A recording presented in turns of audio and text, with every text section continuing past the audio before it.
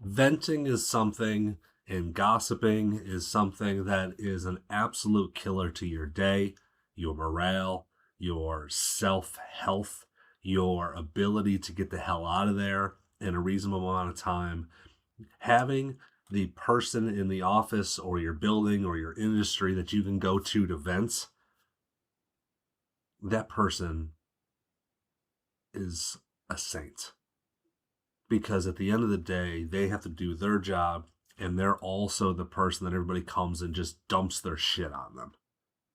Nobody ever thinks about that person. Nobody ever thinks, you know what? Maybe they've had enough, right? If you are the person that everybody comes to in order to vent, patent pending, I would make sure that you stop and ask them, are they okay? Because more than likely, they take everything that everybody's giving them and it 100% sucks the life out of their day. And they go home and they have all of the weight of all of those conversations throughout the day, and their home life is suffering. So if you've got an issue with somebody, you need to go and address it like a human being, like an adult. If you are venting, you need to limit these conversations to 2 minutes. All right, I just need to vent and feel better because I'm super frustrated. Great, venting. You got 2 minutes. Somebody comes in the office or calls me and says, Chris, I'm super pissed. Then I'm going to ask, actionable, patent pending, right? What do you want me to do about it? Because I'm going to give you 2 minutes to vent, and then I'm going to ask you what you want me to do about it. And if the answer is just need to vent, great. I hope you feel better. Move on. Or if it's actionable, here's what I would like to do. You tell me what the next course of action is. Your job as a leader is to break down barriers for the people 1 or 2 levels below you. That's your job.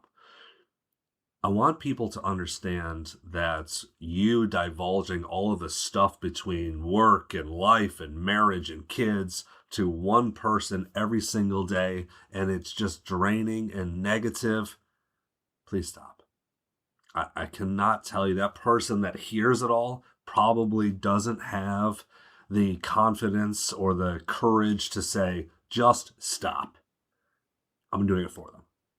All right? It is not fair for you to spend 10, 15, 20, 60 minutes every single day in order to just vent your shit about how angry you are at home or how angry you are with Carl getting a stretch assignment. Stop. If you are that angry, you need to have a conversation with your boss. Otherwise, knock it off. It is not fair to everybody else to have to listen to your garbage throughout the day. They don't get a bonus in order to hear you. They don't get paid more in order to be a psychiatrist at work and be the office manager. It's not fair for them. Part of my job is to hear people's complaints. Yes. And part of my job is to let people vent so they can get back to their day. Yes, to a point. But the second that you stop me from going home to my loved ones because I have to hear you vent for 60 minutes instead of for 2 minutes, that's a problem. So if you have issues, set up a time, make sure that you talk to your boss directly and say, here's what my opportunities are, boop, boop, boop, solve it. If you're just venting for venting's sake because you're a negative person, that's who you are, it's time to move on. It's time to find something else, either a new job, new career, new office, new something, right? Because it's not working.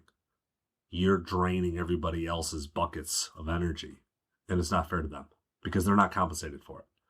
So as a leader, your jobs are to put the brakes on and ask people legitly, venting or actionable, because you got 2 minutes.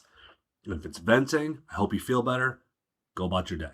Otherwise, I'm going to take it as actionable, and I want to solve what barriers you're facing. That's the hard part. A good leader is all about reaction and not letting people suck the life out of you so you can do a great job.